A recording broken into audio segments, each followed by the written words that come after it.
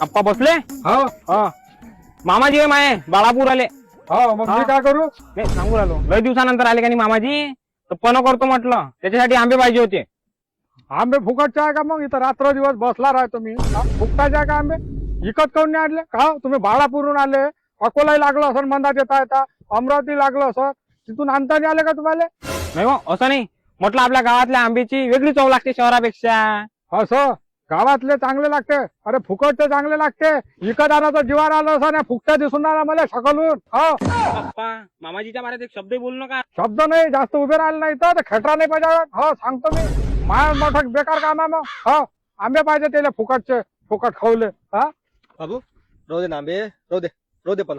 थांब ना मामाजी आप्पाला माहिती आहे तुमची इज्जत किती आहे तर. आप्पा तुम्ही हलक्यात नका घेऊ म्हटलं मामाजीले माया. हो लय इज्जत आहे म्हटलं मामाजीची. इज्जत?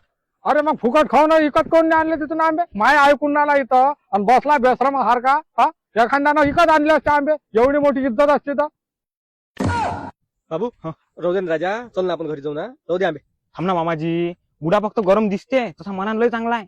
थोडस ऐका लागते कदर आल्यावर आपोआप देऊन देते आंबे. हो आप्पा देऊन द्या आंबे. मामाजी की चोलणार आहे काय? ती आंबा आता मामाजी काय का रे हो? हा?